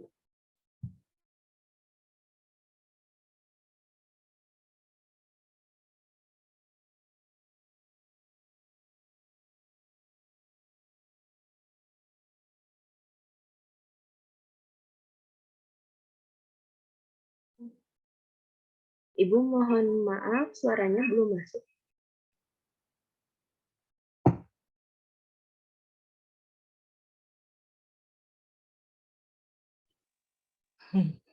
Oke, baik. Udah kedengeran? Sudah, Ibu. Baik. Sekali lagi, Ibu sampaikan, ini masalahnya deep ya, terlalu dalam yang dialami oleh Levita. Satu masalah yang ada masalah baru ditimbun lagi, jadi masalah yang lama belum terselesaikan. Nah, itu bahaya untuk kesehatan mental. Bagaimana caranya? Kalau dalam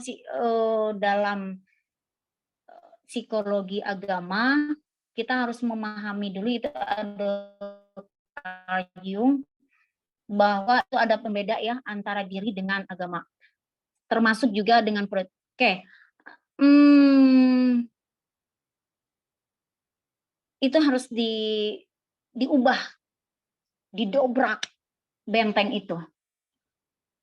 Kalau masih mempertahankan pada diri, tidak percaya pada orang lain, tidak percaya pada lingkungan, karena punya masa lalu, ya pengalaman pahit. Oke, tadi udah disampaikan Bu Helin ya pengalamannya. Perlu diketahui, orang-orang yang berbuat seperti itu adalah orang-orang yang mengaktualisasikan dirinya di depan umum bahwa saya itu kuat. Tahu nggak Anda semua? Orang yang seperti itu merasa kuat di depan teman-temannya, dia di dalam keluarga, ya keluarga yang paling inti, dia tidak dianggap, masih dianggap anak kecil. Maka dia melakukan hal demikian. Ketika kita menerima bullying itu, kita lihat orangnya, perhatikan geraknya, ini benar nggak? Punya masalah apakah dia? Oke, harus hati-hati. Ada kalau ekstrovert itu kan dia langsung dia nggak memikir dulu, langsung ekspresi seperti itu. Kalau introvert itu orangnya dipikir dalam banget gitu. Udah begitu, dalam gimana ya, ini ya gitu. Harus gini. Jadi itu ya. Jadi bagaimana kita harus bersikap di tengah-tengah, gitu ya, di tengah-tengah. Ada kalanya kita bersifat cepat bertindak,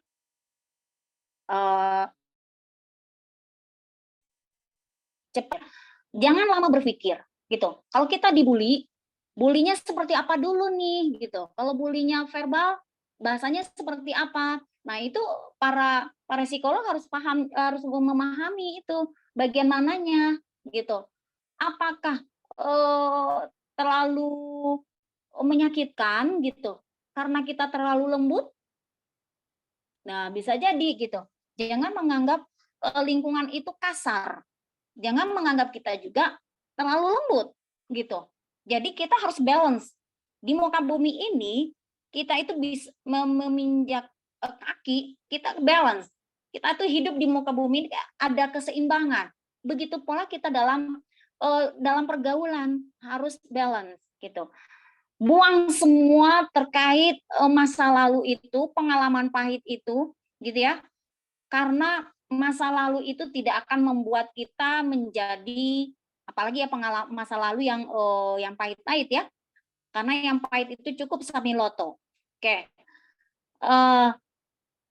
Ini pengalaman pahit itu merusak kesehatan mental kita, merusak akidah kita, gitu ya. Kalau di dalam ini teori-teori Carl Jung itu memisahkan antara agama dengan kebiasaan sosial di dalam lingkungan sosial ini.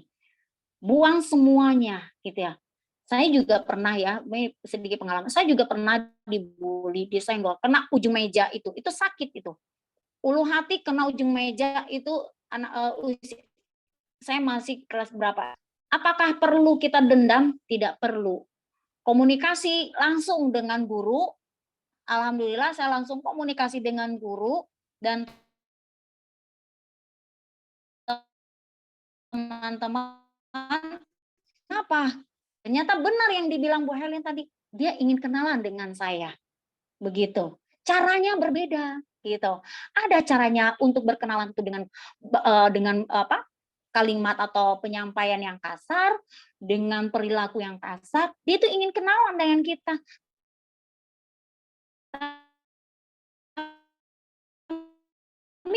Cuman kita, karena siapa tahu dia pernah mengalami bullying di dalam keluarganya atau lingkungannya, maka dia memberikan diri dia, menempatkan diri dia itu posisinya kuat, hebat. Nah, dia mencari orang lemah gitu. Jadi buang semua hal-hal yang sifatnya negatif, buka diri kita, berbicara, komunikatif ya. Terus bangun, bangkit ya. Kita harus percaya diri, jangan jangan menyamakan percaya dengan sesuatu yang saya kontrol gitu. Saya percaya sama orang ini, tapi orang itu harus sesuai dengan saya. Itu yang teori yang saya bilang tadi adalah bedakan antara kepercayaan dengan kontrol, gitu ya. Hindari hal-hal yang sifatnya merusak diri sendiri. Levita, fisik, ya, kecantikan, kulit kita, rupa kita, pendek tinggi, ya, gemuk kurus, whatever itu urusan manusia. Urusan kita adalah pengembangan diri kita. Kita harus fight, kita harus bangkit, kita harus mengembangkan diri kita dengan hal-hal yang positif. Positif yang seperti apa? Oke, diskusi yang baik-baik sesuai dengan kebutuhan kita. Kita manajemen, kita bahas dong tentang manajemen. Ih, lo sok pinter, abaikan. Berarti dia sedang mencari celah. Kumaha caranya supaya saya dapat memahami mata kuliah yang ada di manajemen. Itu intinya mah, gitu ya. Kita positive thinking. Jangan menganggap orang lain itu kuat. Terus kita lemah. Enggak. Semua manusia itu lemah. Cuman caranya aja yang berbeda. Begitu ya.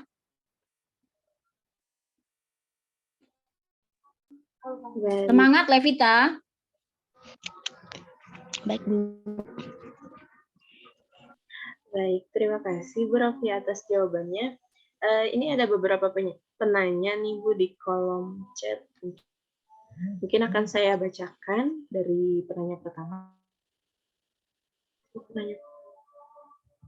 Sebentar.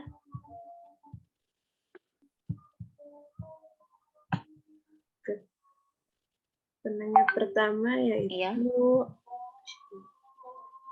ada Saudara Nazmi, izin bertanya, Ibu, bagaimana menghadapi seseorang yang mengalami trust issue? Karena menurut saya sulit untuk berteman dengan seseorang yang sulit untuk percaya kepada orang lain. Mohon dijawab, Ibu. Terus ada pertanyaan sama? Ada ya? Ambil aja pertanyaannya. Kalau sama, jadi dijawab satu aja gitu. Oke. Langsung Ibu Helin dulu. Boleh, Bu Rofi dulu saja. Oke. Cara menghadapi orang yang mengalami trust issue, kita open minded. Gitu ya pertanyaannya ya. Bagaimana menghadapi orang yang mengalami trust issue? Ya, betul, Bu. Oke. Kita itu open minded. Jadi jangan mempersempit alam pikir kita. Kita terbuka karena dalam dunia akademik ini atau dalam dunia sosial itu bebas dalam berekspresi, ya. sebuah komunikasi aktif. Lagi-lagi saya mengatakan komunikasi, buka diri, terus percaya diri, gitu ya. Menghadapinya kita dengan tenang saja, jangan kesel, jangan bilang kamu tuh TI deh, TI trust issue. Kamu TI deh, TI gitu kan. Nggak usah diberikan gelar itu. Ajak dia ke hal-hal yang membuat dia enjoy. Ingat ya, kalau kita memberikan suatu kebahagiaan kepada saudara kita, dapat pahala. Yakin deh. Ya, dapat pahala. Kalau orang mengalami stres, depresi, terus kita bantu, insya Allah kita dapat pahala. Kata kuncinya itu. Dan juga kesehatan mental kita semakin kuat, ya, semakin tebal. Nah, kita mengobati orang, terus kita juga bisa mengobati diri sendiri. Itu aja ya. Karena hindari hal-hal yang bersifat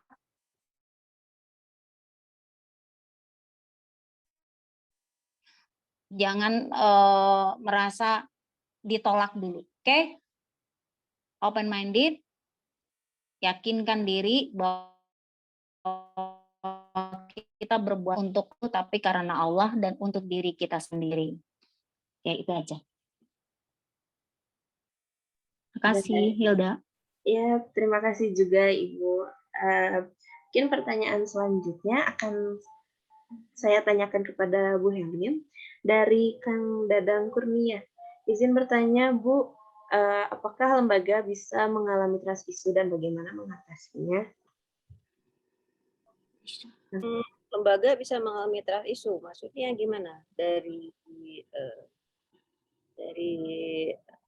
citizen gitu ya terhadap lembaga atau lembaganya yang atau organisasinya nih? Mungkin lebih ke organisasi yang mengalami trust issue mungkin ya, Bu. Atau mungkin Kang Dadang mau dipaparkan secara langsung? Pak Dadang Kurnia? Maaf, saya nggak maksudnya pertanyaannya aku salah interpretasi. Iya. Halo Kang Dadang, apakah masih ada di Zoom? Atau gini deh,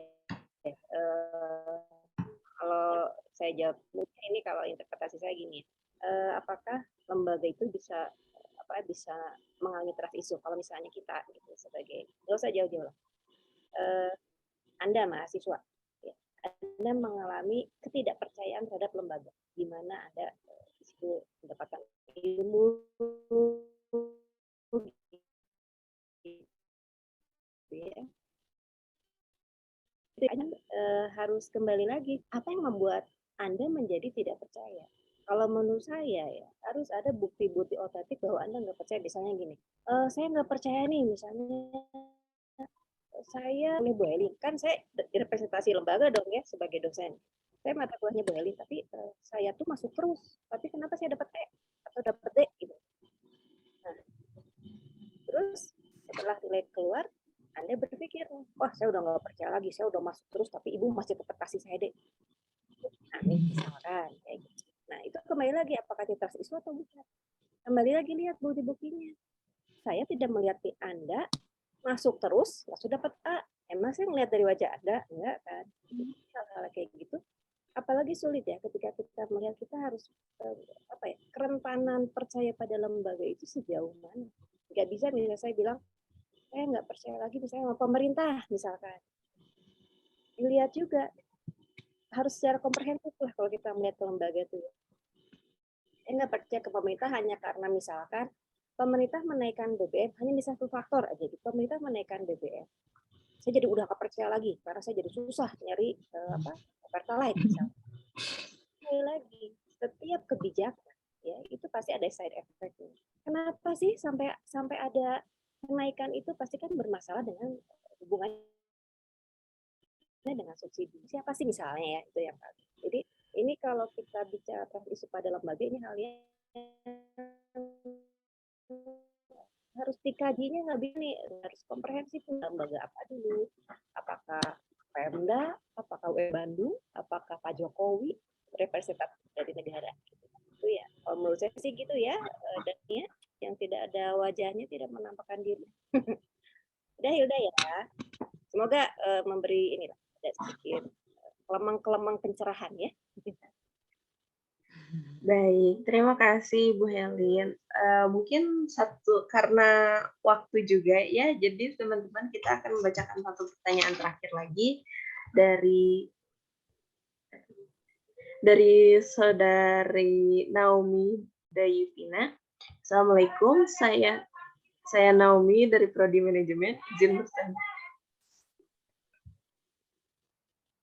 Izin bertanya terkait dengan kebohongan yang menyebabkan Ada yang jualan. Ya. Terkait dengan kebohongan yang menyebabkan trust issue, saya pernah baca ada penyakit psikologis yang dinamakan mitomania. Bagaimana cara menghadapi orang terdekat kita yang memiliki mitomania, dan bagaimana cara menyadarkan mereka bahwa istilahnya maaf, ada sesuatu yang tidak benar dengan ucapan mereka. Mungkin dari Bu Helin terlebih dahulu. Halo Naomi, izin menjawab ya Bu Rovia, ini mungkin kajiannya udah kajian teoritis ya. Iya. Kalau menurut saya sih, silakan konsul kepada ahlinya, silakan Bu Rovi.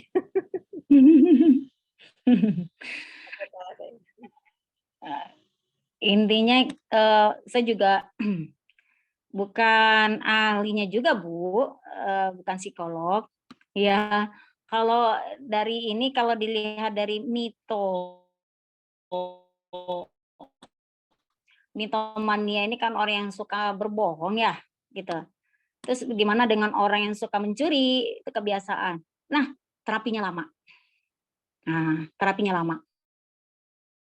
Dengan orang jaga-jaga aja, diarahkan, ngomongnya baik. Oh iya, baru. Atau kalau bisa direkam. Tapi tetap aja orang yang model gini susah ya. Di ini kan harus di psikoterapi nih, biar dia bisa keluar dari zona kenyamanan berbohong ya, mitomania ya. Kita harus ke psikoterapi dan diberi obat, dan itu waktunya lumayan karena ini udah lama apa belum gitu. Nah, kalau udah lama berarti ini udah mendarah daging, berarti harus pergi ke psikoterapi. Nah, itu tidak sebentar ya waktunya, itu lumayan dilihat perkembangannya gitu ya. Mungkin itu aja dari Ibu tentang masalah kebohongan yang dinamakan mitos. Oke, itu ya. Jadi saya tambahkan Bu Rovi, tapi Naomi mungkin ini ya, tapi jangan sembarangan memberikan stempel ya, gitu. Nah, iya betul. Iya, jadi baik juga. Dia bohong itu karena ya nggak tahu lah alasan faktor berbohong, tapi jangan kamu bohong, pasti dia stempel dia begini, yang bukan. Kali kan ada tesnya dulu gitu ya Bu Rofi ya, gitu. Iya. Apa ada dia punya penyakit atau enggak?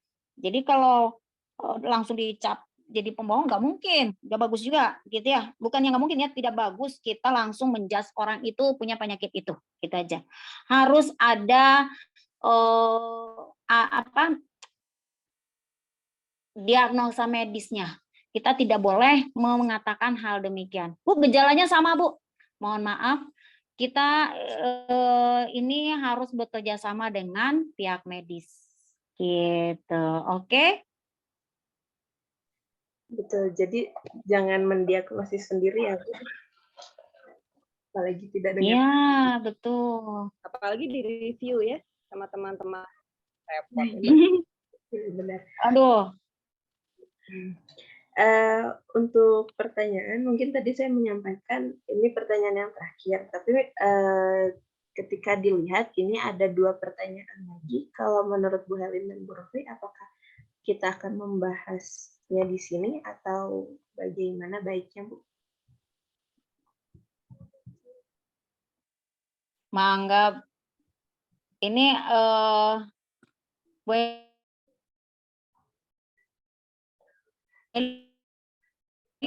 gimana Bu Helin? Mungkin bisa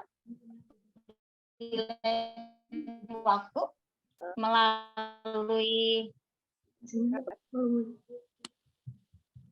boleh Mangga. Dilanjut aja 2 pertanyaan, boleh. Baik, saya akan bacakan pertanyaan selanjutnya. Dari Saudari Kisti, perkenalkan saya Kisti Syahsiatul Unsi dari Prodi PAI. Izin bertanya, maaf sedikit cerita dari awal. Saya punya trust issue terhadap seseorang. Kebetulan orang ini satu lingkungan atau satu kampus dengan saya. Awalnya orang ini sangat sefrekuensi dan paling memahami perasaan perempuan. Dan kita berjanji untuk saling menguatkan satu sama lain atas kejadian tidak enak yang menimpa kita. Tetapi seiring berjalannya waktu, orang ini ingkar dengan apa yang dijanjikannya dan mengkhianati saya. Dan sampai sekarang pun dia tidak ada penjelasan apapun bahkan untuk minta maaf kepada saya atas apa yang sudah diperbuatnya. Dan yang parahnya, saya sampai merasa tidak nyaman untuk datang ke kampus karena selalu merasa jaku atau tremor akan seseorang itu yang mengkhianati saya.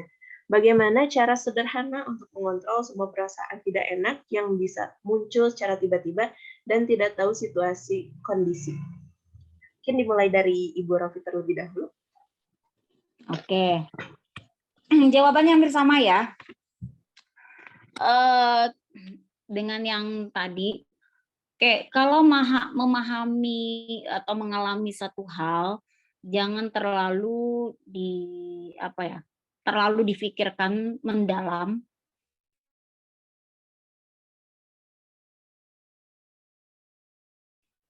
Karena kita bukan berarti tidak mungkin menghindari itu. Kita menghadapi hal-hal pengkhianatan, hal-hal yang dibohongi, hal-hal yang sifatnya perlakuan jahat, bullying gitu. Nah, perlu diperhatikan juga apakah orang itu keceplosan atau benar-benar menyampaikan. Nah, gitu. Ini kan saya merasa di sini kan ada penjelasan dan langsung mencap gitu ya, langsung mencap ingkar. Mungkin keceplosan. Jadi gini ya, ada orang ekstrovert itu kan orangnya ceplos-ceplos ya, apa yang dia langsung disampaikan gitu. Siapa tahu bagiannya itu gitu. Nah, kalau terjadi memang begitu, misalkan yang sifatnya trust issue, kita sebagai pribadi yang hebat harus menyehatkan diri kita, jangan terkungkung dengan masalah kata pengkhianat, kata dibohongi, kata diingkari. Cukup, oh iya, si A itu seperti itu. Gitu aja. Oke, saya harus memperbaiki diri. Saya harus memperbaiki diri. Mungkin komunikasi saya, mungkin ada sesuatu hal yang membuat teman Kisti itu dia mengungkapkan masalah itu ke orang lain, gitu. Ada ketersinggungan, bisa jadi ada pemicunya lah intinya mah, gitu. Jadi jangan menyiksa diri dengan hal-hal demikian, karena menyiksa diri itu sangat sakit dan merusak kepada akidah kita, gitu ya. Karena ini bagaimana cara sederhana untuk mengontrol semua perasaan tidak enak yang bisa muncul secara tiba-tiba. Nah, yang saya bilang tadi, ketika mengingat itu pasti terngiang kayak iklan tuh gitu. Langsung katakan, buang poin yang penting. Itu bilang, kalau dia langsung ingat, buang poin yang tidak penting. Itu poin tidak penting, buang. Itu poin tidak penting, buang. Diulang lagi, muncul lagi. Itu poin tidak penting, buang. Maka lama-kelamaan kita terbiasa dengan apa ya? Dengan perilaku orang itu, tetapi kita tidak memikirkan. Gitu. Kita tidak memikirkan karena kita sudah terbiasa menerapi diri kita sendiri. Gitu. Poin yang tidak penting. Itu bukan.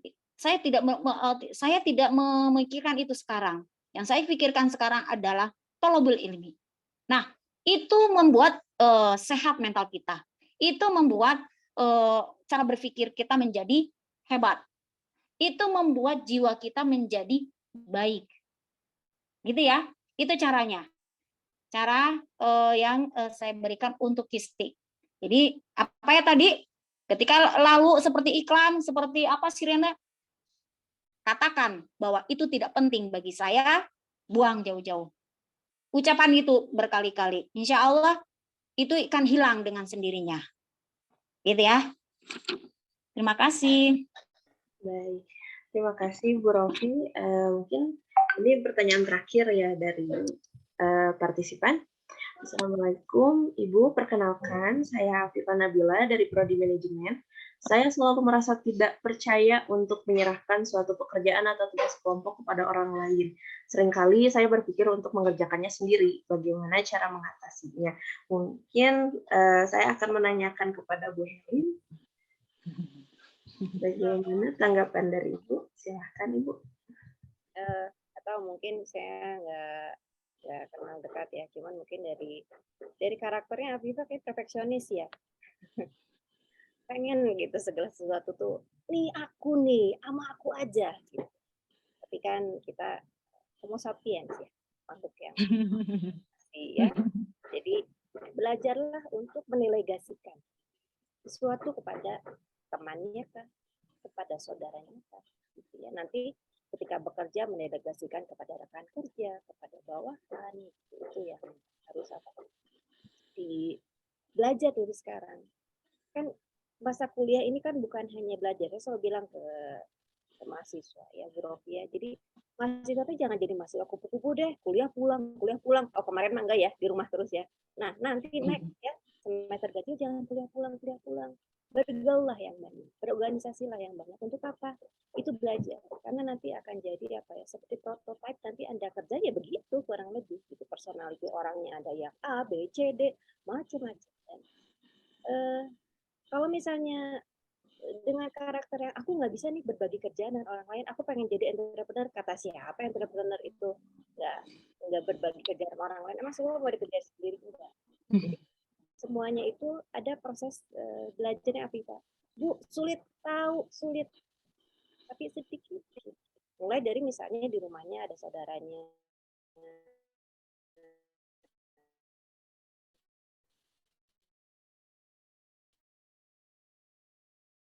tanyanya bagian apa ya, dia nggak nyapu juga, istighfar aja.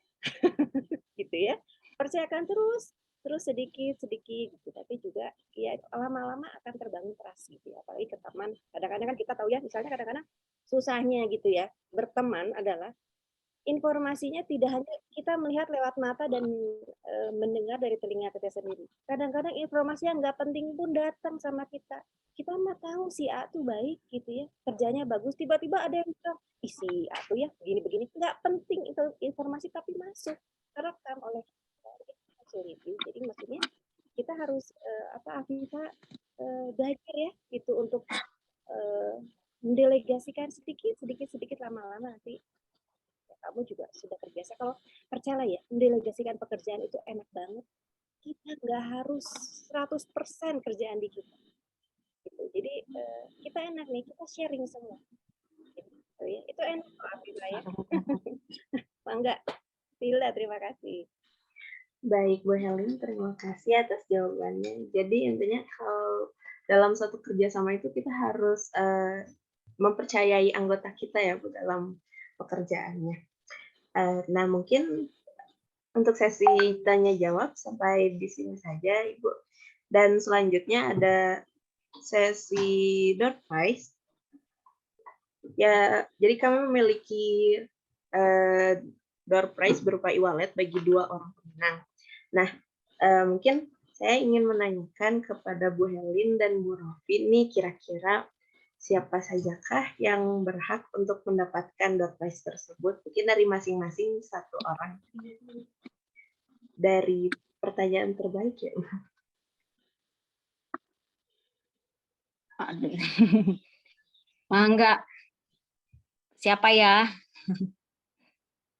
Oh,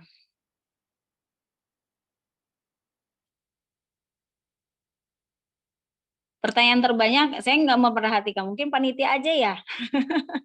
Ya, panitia aja yang ini Ya, akan yang memantau. Semuanya juga pertanyaannya bagus ya. Iya. Oke, baik. Mungkin nanti untuk door prize kami akan umumkan di grup WA-nya mungkin ya, Bu. Baik, mungkin selanjutnya akan lanjut saja ke acara penyerahan sertifikat oleh ketua pelaksana kita, Kang Lingga Saputra. Kepadanya kami persilahkan.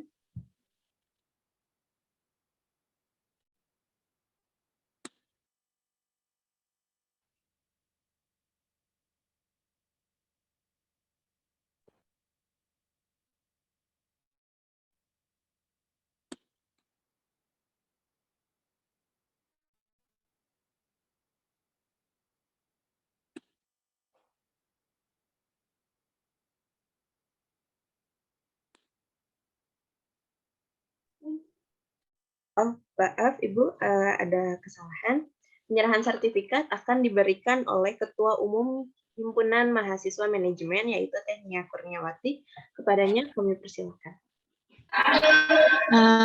Baik Ibu, izin untuk menyerahkan sertifikat ini sebagai tanda terima kasih kami dari Himpunan Mahasiswa Manajemen. Ibu maaf ya agak berisik soalnya lagi di kampus. Oh iya. Ada suara. Mohon diterima ya Ibu.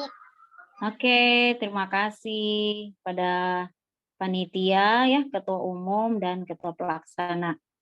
Sukses selalu untuk kegiatan dan program-program selanjutnya. Ya, amin. Terima kasih banyak Ibu. Terima kasih sudah memberikan ilmu yang cukup bermanfaat sekali, apalagi terkhusus saya yang sedang tidak baik lah ya Ibu ya, karena di semester akhir juga. Jadi agak ini. Terima kasih Yuk, Ibu. semangat. Ya, sama-sama.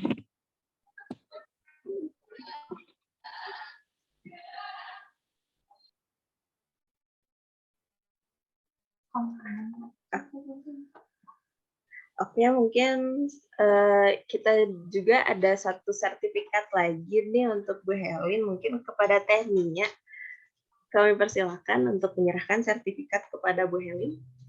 Baik Ibu, ini sertifikat atau rasa apresiasi kami ke atas Ibu sudah memberikan ilmunya. Semoga bermanfaat untuk kami dan untuk Ibu juga sebagai ladang pahala tentunya Ibu ya. Jangan bosan-bosan terus diganggu sama anak 5 Ibu. Terima kasih banyak Ibu. Semoga Ibu sehat selalu. Siapa tahu kita bisa ketemu di sidang gelombang 2 Ibu. Ya, nanti ketemu ya. Oh, ini mahasiswa akhir ya. Ya Bu, aduh lagi over-overnya Ibu. Orang lain udah sidang, saya belum. Terima kasih Ibu, terima kasih Bu Rofi, terima kasih Ibu Helin. Semoga sehat selalu. Semoga kita bisa diskusi secara langsung ya Ibu ya. Terima kasih. Baik, terima kasih Tania atas penyerahan sertifikatnya, dan kepada partisipan atau peserta, jangan dulu keluar karena akan ada sesi foto bersama yang akan dipandu oleh operator kita, yaitu Kang Asa. Mangga Kang Asa boleh diambil fotonya, dan saya juga serahkan kepada Kang Asa. Oke, untuk langsung saja ya. Untuk slide yang pertama boleh